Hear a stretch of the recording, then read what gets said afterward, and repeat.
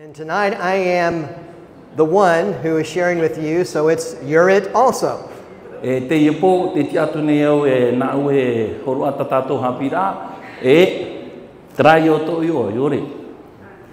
It is a joy to be with you. And this evening I've been asked to share about priesthood in the community of Christ.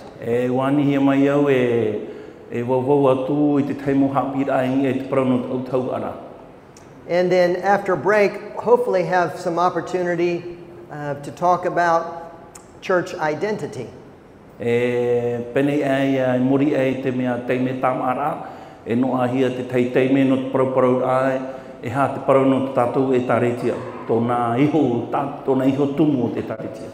If you're familiar with the greater Christian community,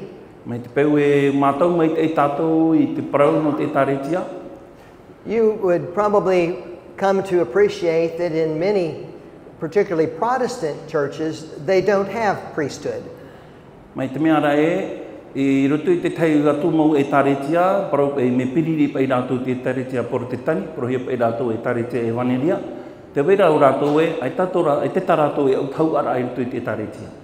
Now our brothers and sisters in the Catholic community and the Anglican community would be familiar with that term.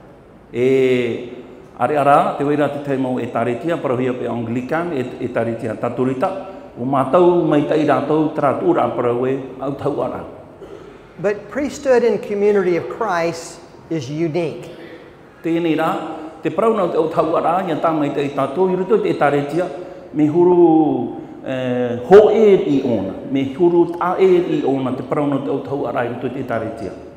And it's unique in that priesthood in the community of Christ plays a very vital role.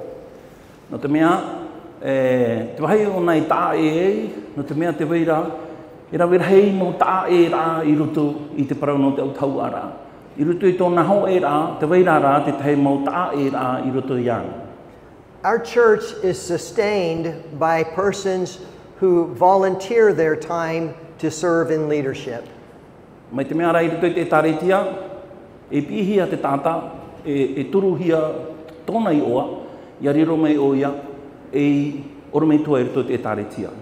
Very few persons in community of Christ are employed ministers.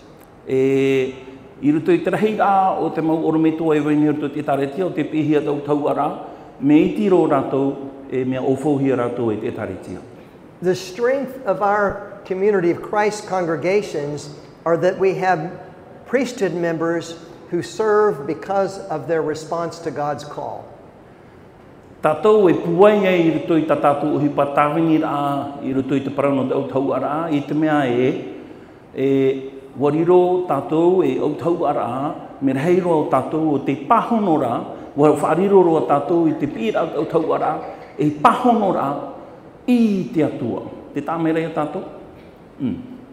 Without faithful priesthood ministry, the effectiveness of the church would be severely diminished. Sorry, don't get it. Without priesthood serving faithfully, the effectiveness of our churches would be reduced greatly.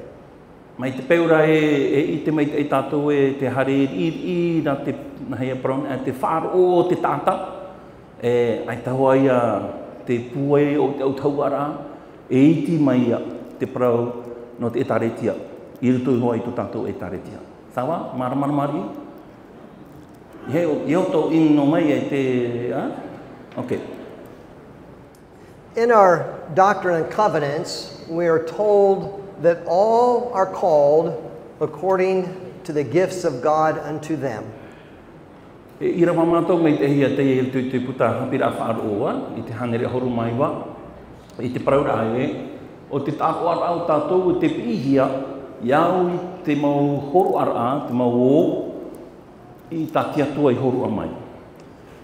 Everyone is called to offer ministry.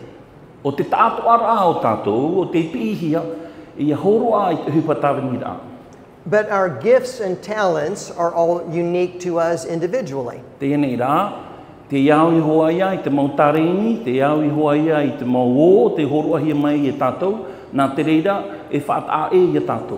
And so Each of us is called to a unique kind of ministry. Mai te mea e pihia te tata I tei, iau I te taringi e weira I roto I ana. And in community of Christ, some persons are chosen to function in particular responsibilities. E te weira ho e pēo tātou, wa maitihi rātou I e te tiara aratai anei, whia whātere anei, iau hoi I te taringi e weira I roto I ana. So, all are called. Pōrau tātou wa pihia tātou. That is one of our enduring principles. Ho e te ie o te mau tiaturi rata mau o te taretia. What I would like to talk to you a little bit is about the role of priesthood Paraprau I tātou I te e hate tiara no te au tau ara. in the community of Christ. I roto anei te taretia, te au tei no te metia. First of all, to be a priesthood member, A tei roa. you would not be surprised, you need to be a member of community of Christ. A tei roa, o te maumero ana o te taretia, nen he pihia I te au tau ara. Papo me te e tātou, ha? While that seems obvious, in India where I serve, sometimes it's not understood.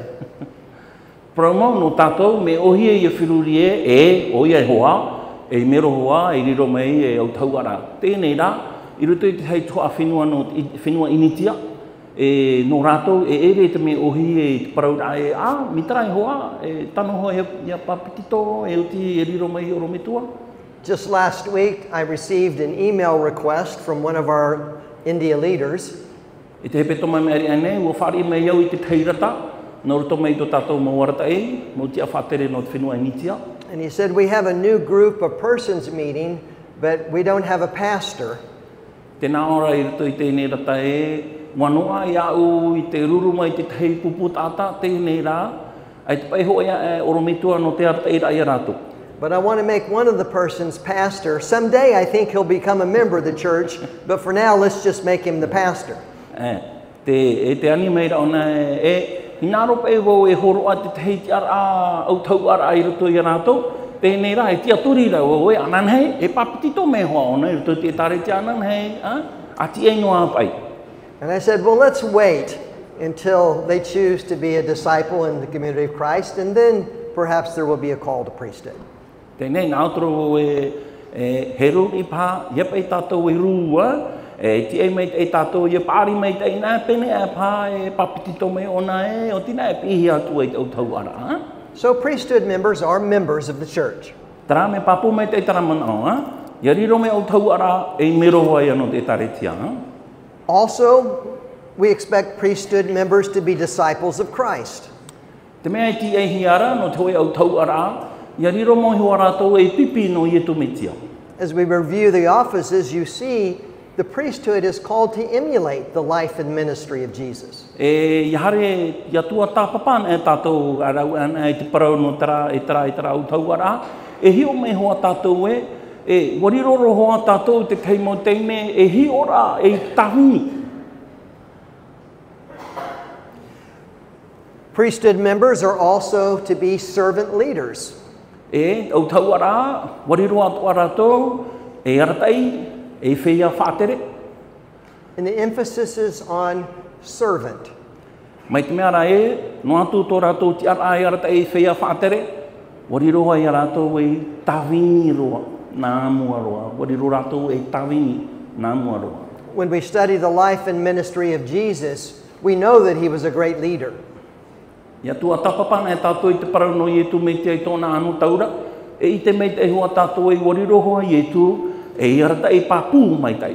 But Jesus emphasized in his teachings not his leadership abilities, but his servant abilities. E marmarama mai te rai a tātou e, ia heona e a tātou tāna mo hapi rāta I e tu mei tia, ai tōna haring e te parau no te arata I rā, te parau no te tia whatere, warmei ona e hapi I te parau no te tawini rā. And so as leaders, we try to follow that servant type of ministry.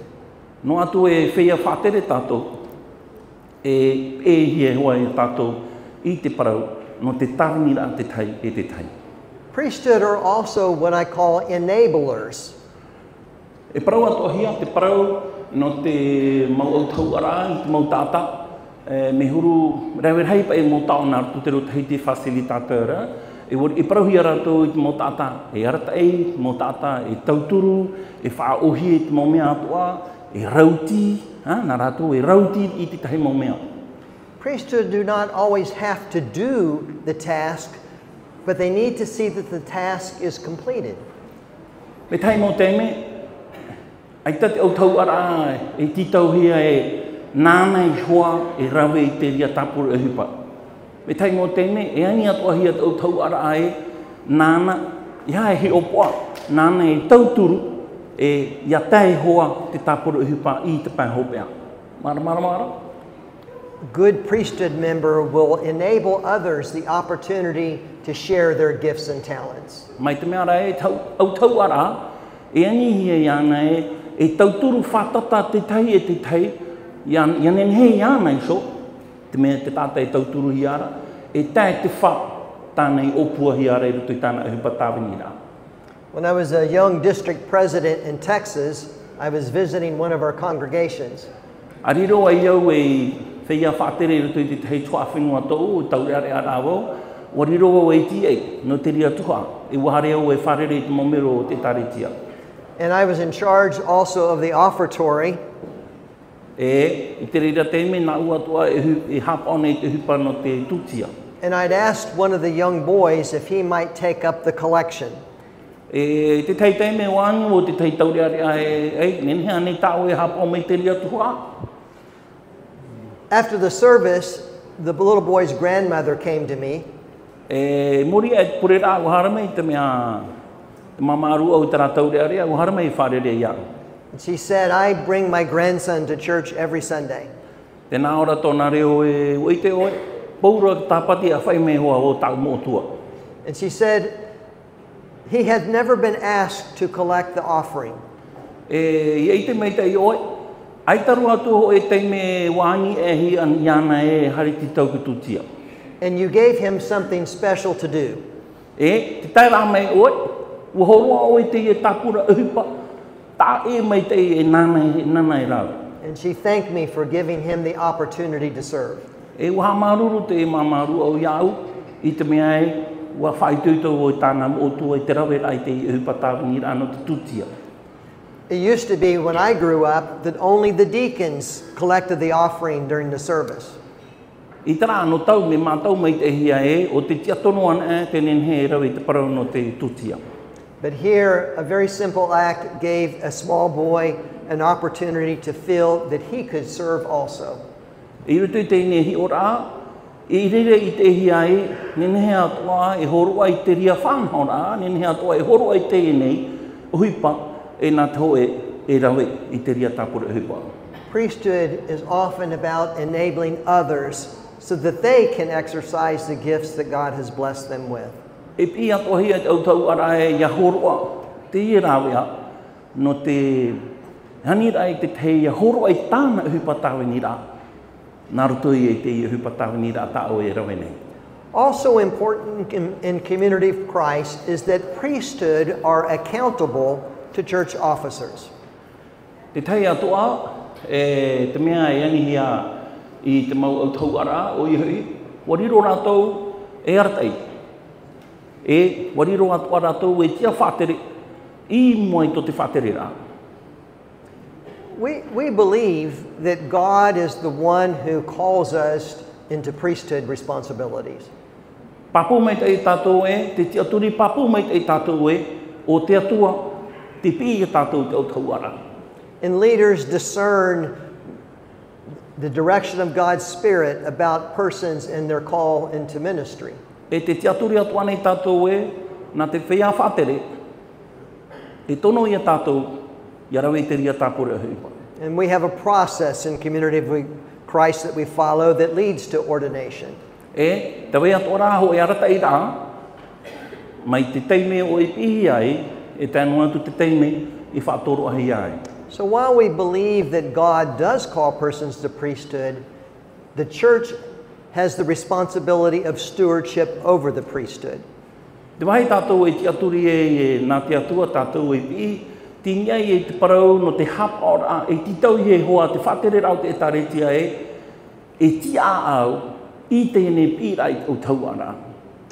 And so as a priesthood member, the church gives you license to represent the church. Mai te mea ia whiruri mai te tātou o te whatere rau te taretia te e hurua nei I te tei parau, whaatiara ia tātou moriro tātou o tauara, e mana no tātou, no te tia atu, no te taretia. And so, with that license, you are accountable to the church. E mai te mea iau I tēnei tiara, iau I tēnei whanhora, me papu mai te ia tātou o te o tauara, te tia nei tātou, no te taretia. You are not freed up to do whatever you would like to do as a minister, but you're licensed by the church to follow the beliefs and practices of Community of Christ. Ia tātou e mana o no tramea o tauara a tātou, nem he tātou e rawe I te maumea atua, iau I te tātou te amara. Whiruri mai te tātou ia riro na tātou o tauara, te horoahi ara ia oe te e mana, te horoahi ara ia oe te ne tiara te hare nei oe, I te o te taretia. Te tiara oe, no te taretia. So what is the purpose of priesthood? E ha te wha, e ha te mea e hina arohia, e ha te mea e tia e hiara I toi au tauara. Brother Bruce Lindgren, who served the church many years ago, is quoted in the following. Te wera hau e tawini no tātou, o tawini o te taretia, te I tāna tātara aini e te parau, no te e ha te mea tia e hiara no te au tauara. The call to priesthood is a call to be responsible for the offering of various kinds of ministry rather than a call to a special status in the church. Maramaro tātou, te naora o nei, te parau no te pira I te au tauara, e pira ia ia riro tātou e tia au I te horoara I te hupatawingira. Iara ho e tiara I te ho e apapara. Sawa? E repete I hupa no te whaitera e toru bare tāua, no te whaitera wainini au I te operera I tāu hupa tawingira.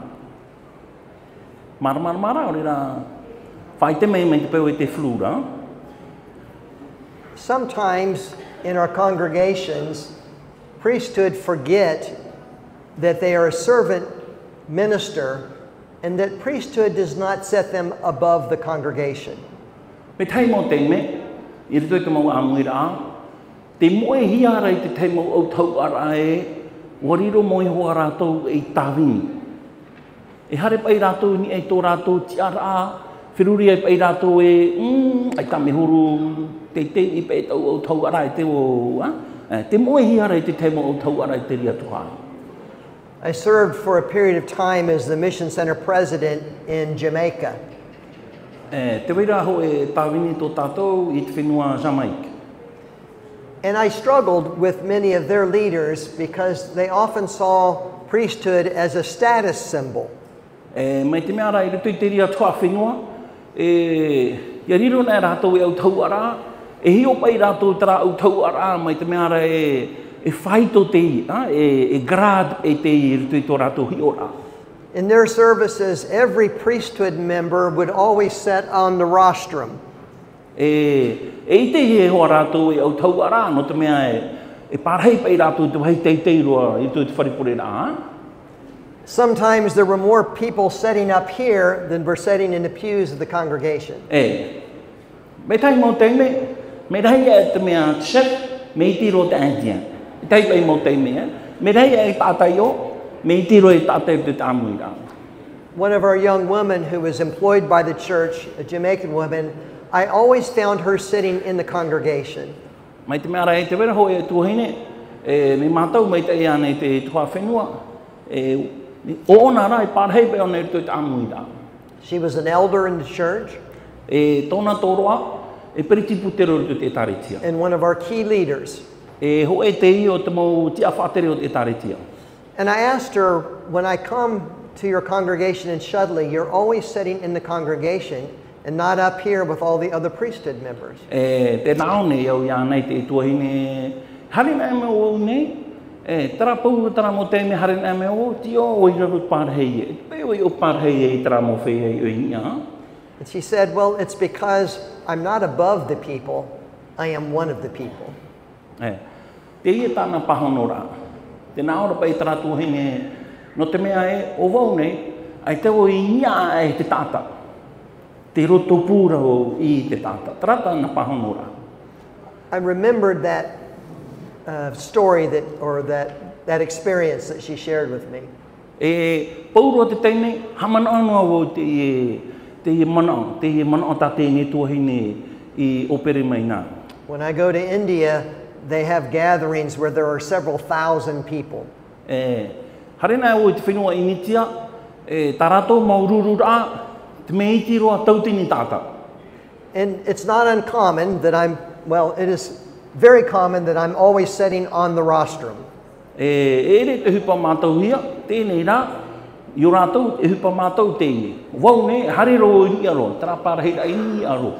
Part of it is because I'm a guest in a foreign country. A tei, no te mea, e manihini au. No ria o I tohi ai mū aro. But I notice all of the leaders, like in Jamaica, set above the people. Te mea rā tāu I te, me te whenua zama e ki toa, paura tau tau ara, ti o tō pai rātou I muri. As the bishop of the church in that area, I was expected to sit there. E no te mea hoi eo e oromitua e piti tōpua, trawa ia, e te aihoa ia ue, parahei trawa ia. But I remembered Sister Shernette, who told me in Jamaica about sitting with the people. I te reira te me o hamana o tara tuahini paraparau ia au I te whenua zamai.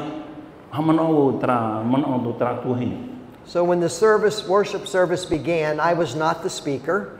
E te teine hamata I tāmuri rā, ai te tāu tāpura hupa I te tāmuri rā. And then rather than sit on the rostrum, I decided I would go and I would sit with the people. E taua tei mera no te mea te tāu tāpura hupa, wa whaoti e iau e hare o e parhei I rututu mero rā. And in India, that means sitting on the ground. Te au rā, e re parhei rā, me parhei roi raro. And my knees don't bend as good as the Indians. Me te mea rapa I me huru pepe I pai te mea, e re pai to me api roa, tuturi o e raro, maui I te awa. But that's where I chose to sit. Me te rea hua, e maiti e titauhi e parhei. I caused quite a commotion in the congregation. E wariro te reira e whiruri rā I taua te mera, e wiwi rā mana opa I te tupu te whea whātere taua te mera. Apparently no bishop had ever done that before. Mai te mea ra a teira ho e mea, e piti tōpo e rau e te ria peu. Hai wharu e pei tarawa hei, hari I raro pārhei e. So rather than listen to the apostle who was preaching, mai te mea ra e taua te mera nā tāpo te toro e te aora, e te pei wharohi ara. They were all whispering and pointing to me. Tarato pai e hipa, e te pei wharo te aora apo te toro, tarato proproi, o homu pai rato mai proproi, aione a tatara, hari e tatara I raro pārhei. But it was an important statement for me to make to them. No neira, mea whau whaaroa e whaite te huru peu, no te whaite rā I te whanhora. That I am also one of them. No te whaite rā e te nuna ata e, o wau, wariro atu a wau, e mero, mai a rātou atu a rātou. I'm not above them. Ai tau inga e rātou. I'm a disciple just like they are. E pipi rao, mai a tātou atu. Priesthood should never lose sight that you are first and foremost a disciple of the Lord Jesus. Au tau ara, iaro atu o e mo I te hiora, e riro mo hiwa tātou, e tawi, te roto tātou I te nuna tātou. As priesthood, you are still among the people. No te mea hoi e au tau ara tātou, te roto roa tātou I te nuna I te pārheira. In the community of Christ, our priesthood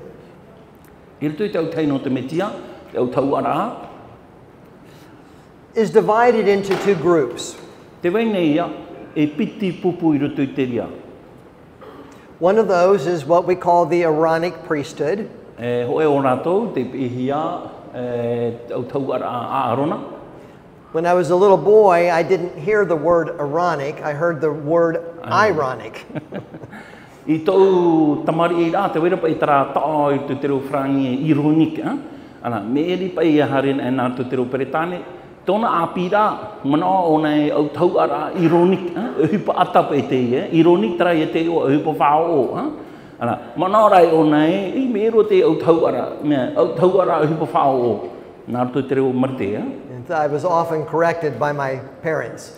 E nā tō uhai me tuatāne whaaforo mai trapa e ironic, ironic. And of course, the name Aaronic comes from the servant Aaron, who was the servant of Moses.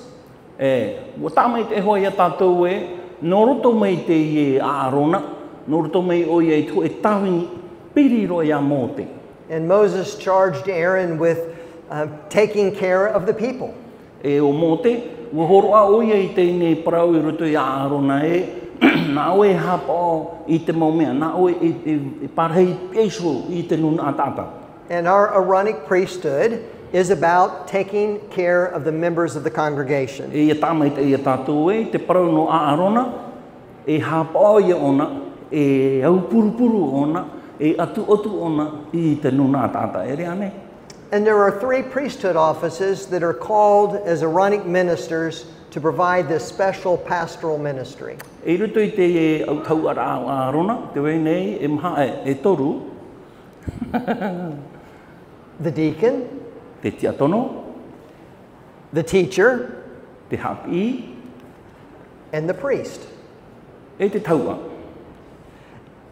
Those are not unfamiliar terms. Te waira rā, te tei mau tūra parau, e ere te mea mātou te whāro o tari ahia. If you share these terms outside of Community of Christ, it will raise different images by others in other Christian communities. Mai te mea rā e tātou, mātou mai te tātou e hate aura anu te mau parau, te au tau rā, mitara. Tēnei, ia hare nā rā tātou I rā pai atu te tāretia, e teira a tā e tōna. But deacon means something different in the Baptist community. Ia parau na hea te tiatono, I ruto I te tāretia Baptist, or even in the Catholic community. Aore rai te parau no te tāretia tāturita, me eri tōna parau no te tiatono. But it is a familiar term. Te nei rā, mātou mei te ihua whāro mei te ihua, wa tau hoa te tari e te parau e tiatono. Teacher is also a familiar term. Hapi, wa tau o te taria, mātou te tari e te whāro e te rā parau hapi. But if you're an ordained teacher in Community of Christ and you say that I serve as a teacher, they think you teach Sunday school. Tēnei rā, me te peu e whātoro ahia tātou e hapi, e hare nā oe rā pai te taretia e parau oe, ua whātoro ahia o e hapi, e mana o rātou tā oe toro e ruto te taretia, e hapi oe te hapi rā tāpati. But in Community of Christ, that is not the primary role of a teacher. Are rā, e ruto te taretia te au teino te metia, e ere ia te rā, ere te ria hupa mātānua tā te hapi e rawe nei.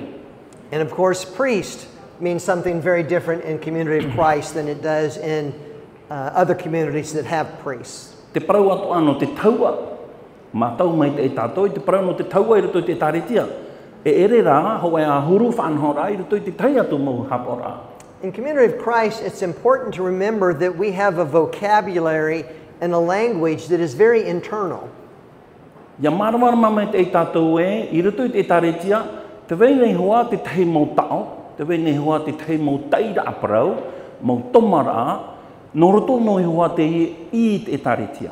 So you will want to take time when we have guests or you're talking with persons not a part of our faith community to clarify the meaning of these terms that are used in our church. Mai te mea rā me te peu e wharere tātou I te tei mau hoa, o rai tupunu e tātou, nen he tātou e rawi te teiteime no te whaatiti e wharo rā I rutu I tamato e taritia, parau ne hia tia tono, taraia tōna ura, and hepa I tātou e rau I te teiteime no te rira. When I served in Jamaica, I was surprised to learn that in none of our congregations did we have any ordained priests. A tawini e iau I rutu I te tuano samai, wahoru maere I iau no te mea, ai taro atu e whaaro e te teiteime, wa pihia to e tata e taua. And I remember asking some of our leaders, why are there no priests being called in your congregation? E hari o wharere ho e whia whatere ma te paru atu I ana e no tea ai te oto I whatoro ai to e mo taua. And I remember the pastor saying, well, that's because that's a Catholic position. Te hamana ora o te paru a tēne o rometua te naomene no te mea e te mātou I te mea te taua, no te mea tra taua e ere nā tātou, nā te tarita tātorita. And people in the community do not think highly of Catholic priests. Te maumero rao te taritia, e pera tō a whorora e taritia tātorita. And so we don't want to have anybody serving in that role where they might think that we would be like a Catholic priest. E te mātou hina aro e tāwini, e te mero rā hina aro e tāwini e riro rātou e mea e taua, nahe porona taua, no tera e titei atu e taritia. E te mātou hina aro te ria. So the apostle and I had to spend a couple of years talking about the role of the Aaronic priesthood and specifically about the importance of the priest in the community of Christ. Hupa ia nā maua te apo te toro, I te whātiti e wharora, I te horo ara, I te mau hapi rā, I tō tātou mau oromeitua, I te parau rā te parau no te taua, noroto mai te au taua rā ārona, tōna te ara airotu te taretia, tera ia te hupa maua te apo te toro, I taua te mero ne whātiti e wharora I te mau mana o atua. And I remember when we finally reached the point where we had a recommendation to priest for the first time. Te hamana anō ana wau I te teime mātua horoa I tēne mō hapi rā, o taime ne ho e parau no te parau rā te pihia ne ho e tau ai to te taretia. And I made sure that I was in attendance on that day at their conference. Mai te mea rā wa imi e au te teirau I parahe me au I rutu te ria ap ora I tau o teime. The pastor presented the name and then asked if there were and who was being called to priest and asked if there were any questions. Wa tia mai hoa te te amui rā, te toe apo rā, wa tu oi te ua te ni tata mua to te amui rā, ma te parau te wei rā ne tata tō maui rā. And this is absolutely true. One of the person raised their hands and said, I have a question. E parau mau tāu e parau tūnei no te mea I tau o te mera ho e mero o te taretia o te tia mai ma te parau te te teuira, reteni. He asked, if Brother Haldane is ordained a priest, does that mean that we will have to watch so that he does not molest children? Tēnā ora pai ona me te pau pai e wharihia, e whatorohe ana mea taua.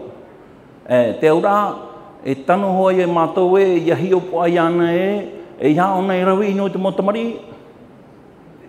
At first we think it's funny, but that was the state of affairs in the world with the Catholic community where they had some serious difficulties with priesthood abusing children and others. Paromau, wharona au e tarahuru ira teime mātāmoa, e ho atari e ho atato. Tēnei rā, I rutu te mō tuha whenua, e rawe hei pai mō parau, e re te me maita I te parau no te mau,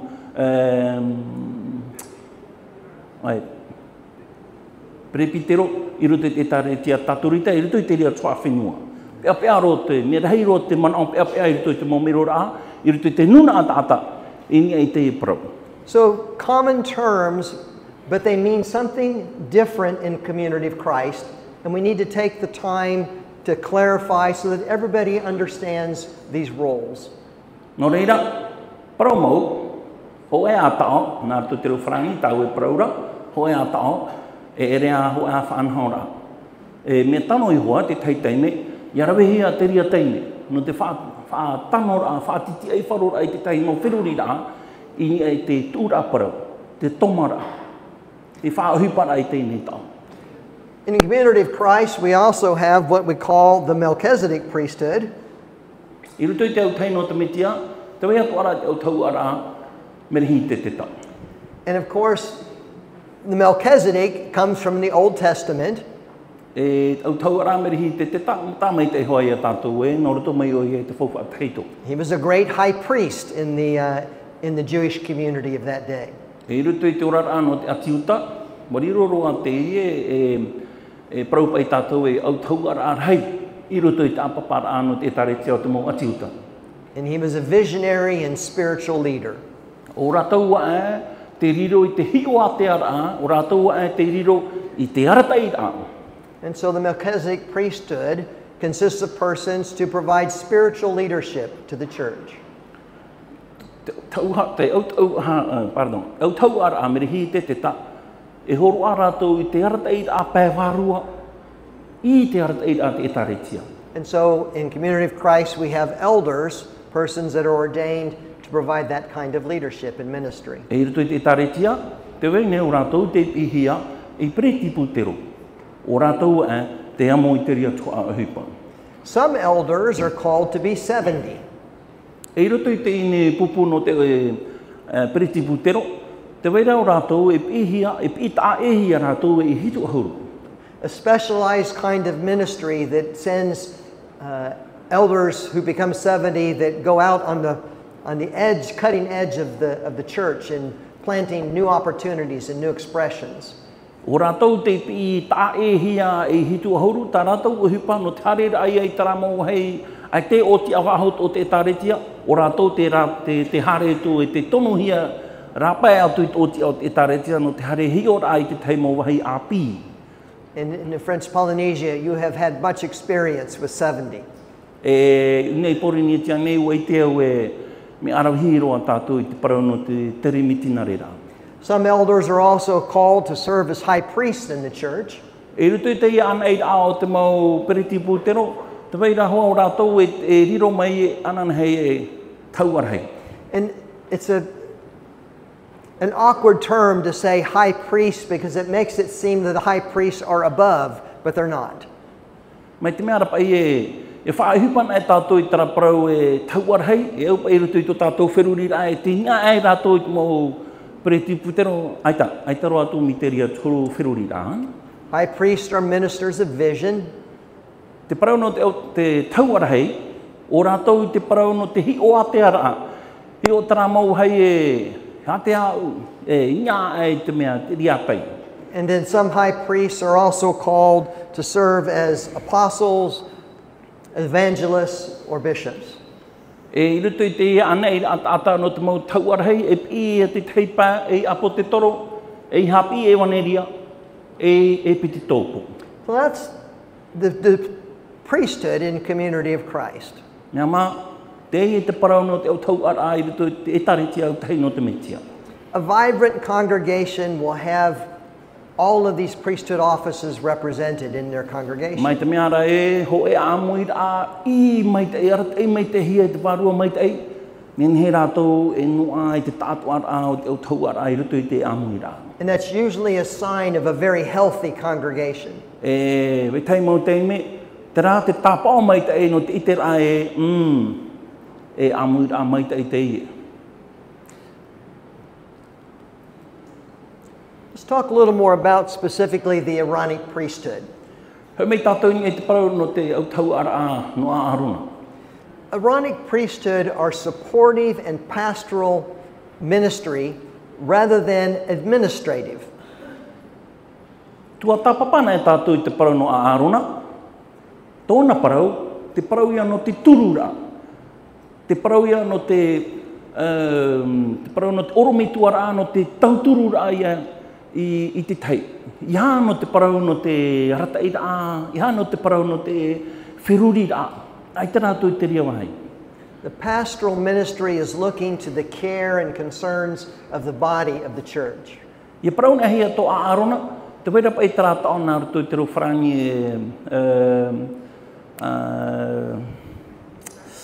j'ai oublié, te hap ora ia I te pastoral. l'attention pastorale. Hap or ai te pe anu te ormitua. Te ria te tua ato a arona. The Aaronic priesthood are ministers of presence. Te parau mo to anu arona, te parau ia no te uhipa tawingi ai te parheiroa I roto roa. Parheira I roto pu. To be a minister of presence means that you're always there and available for persons. Te aura no te parau te uhipa tawingi anu te parheira, te aura e taime pini tātou, e wharo o pini tātou, e parhei pini tātou, I roto I te tātou arau tātou. It's like is reported in the Gospel of Luke when Jesus says, I am among you as one who serves. E aura e te whaatupura tātou I tātou rutai papa I te pene piti ahuruma, piti irawa, piti ahuruma, te roto pūro hou I roto pu I tātou I te parheira ai te tāwingi rā. The ministry of presence does not require that we do great and marvelous works. Instead, as Mother Teresa said, it calls us to do the small things with great love. I rito I te parau no tō aarona, ai te tātou e piihi e te rau e te teimo mea e rātu e. I hapa I no te whai te rā e mō mua te i, o wau te i. E hare rā tātou e te rā tūra parau a tō Mère Teresa, ma te parau e, tiroto tātou I te mau uhipai I roa. Whaatupu tātou nā mua I te mau uhipai ti hei roa. I reira I tupu roa I te ria uhipa tāwingi rā. Mara I tātou? Sawa? Poe tō tora? Okay. A few more minutes and we're going to take a break. A miniti tō e haritu e tātou e tāma. Pause. Let's talk about the deacon. Hare tātou I te tiatono. The deacon models the image of Jesus as the comforter. Wariro te tiatono e hi ora e o ietu te tata e whaaitera, e tamaru, e tata e aratai, tamahanahana. The deacon seeks out the needs of the poor, the sick, the helpless, and the unloved. Wariro atua te tiatono e o ona te iteroa e hate hia ai o te tata wewe. O rātou te maihia, o rātou te paruparu, e o rātou o te ere e here hiara. The deacon is sensitive to the spiritual and the physical and temporal needs of individuals and families in the congregation. E titau hei hoa I te tiatono I te paku e hate mau hia a I te pai wārua nei, te pai no te tino, o reira I te mau whaanhaur a, no te mau tata, no te mau utua whare, e no te amui rā. The deacon assists persons in their stewardship of time, personal gifts, skills, and resources. Ninhe te tiatono e tauturu I te mau whea atua, I te whea atua, e tia au I tō rātou taime, e tia au I tā rātou o, tō rātou mo tāreini, rātou iso e te tātuara. I want you to take just a moment and talk to your neighbor about how you think the deacon can strengthen the congregational life. Hinaro e tātou e rau I te teitei me e proprau I tātou, he proprau roa, proprau I tātou I e tarau I rae, me nā whea ho e te atono, e haapuai whaahua I te ora rā no to e amu I rā. E hea tātou e proprau no te whim no ana pōna, hare tātou I e tarau I rae, nā whea te ho e te atono, e ne haapuai I te ora rā no to e amu I rā. Iau I te mo tātarara au te horu ahi atu. So turn to the person beside you and ask this question. Whario no te tai, e re o tō proparau. How does the deacon strengthen congregational life? Nā whea ho e te atono e he hapuai te ora rā au te amu I rā. I'll give you just a minute to do that. Hoi no miniti. Let me ask you a question. In your life in the church, do you recall a person serving as a deacon who provided you with special ministry? Can you think of someone? Te e te teiwi rā nāu e ui tui o tātou. I rito pa I tō tātou rara e tāwini. Can you repeat it? Can you think of someone in your experience in the congregation? Te wei rāne ho e tāta o tātou e whiruri ira. I ruto I tō e amui rā, I ruto I tō I so amui rā. who was a deacon that provided a special ministry to you. Wa i te o tau e, tāna o hipai raweira, wariro te rere i tauturu whatataro i aoe. Iao i tōna te ara e te atono. Raise your hand if you had a deacon that... Awhai mei tō tātou ni maa mei te pewe o i te tātou i te ria huru te atono. Yeah, several. My father is a deacon in the church. Tōu me tua tāne, wariro o ia i te atono i tāna hupatawani rā. I think he was ordained a deacon when he was 28 years old. Iau e hamana o e, ua whatorohi ona i te atono i tōna whaito piti ahuru mau au rā. And in September, he will be 90 years old. Mai te meara i tau ano hoa matahiti, iha piti ahuru mau au. I tau ano hoa matahiti, i tāwa e te tepa, i roa rohi ana i ahuru mai wara au te matahiti. And he still serves as a deacon. Te ia amhana, ti roto te maunua ni ia o ia i te toru ati atono. And he still, people will come to me and say, your dad has provided special ministry to me for many, many years. Te tā maunua nei, te tātai te haramei wharere ia au ma te parau e tō e me tua tāne, au e te maita i tāna hupa tāwani rā. Te tā maunua nei o i te hamaita i te tāta, nani anu i tōna te ara i te atono. Every Sunday when I go to church, your dad is there to welcome me. I harena o te pure rā, i tau e ruto i tau amui rā, te te anoa rā tau me tua tāne, te pai uputa no te whari rā ia o e ona hoa te atono. The ministry of deacon is vital in the life of the church. Mai te mea rei te parau, te toro ano te atono i ruto i te taretia, me huru, hei parona, me huru i te wārua i taua teimere, whaahupana e o iana. The time is 7:05. Paminiti mai ri torahitu. Let's take a break and return at 7:15. Rau tātou i te pause, auru mā pā mai ri, hoi mai tātou. So you can stretch your legs and take a break. Tātou e tiari i he tāma, tiari i maruru.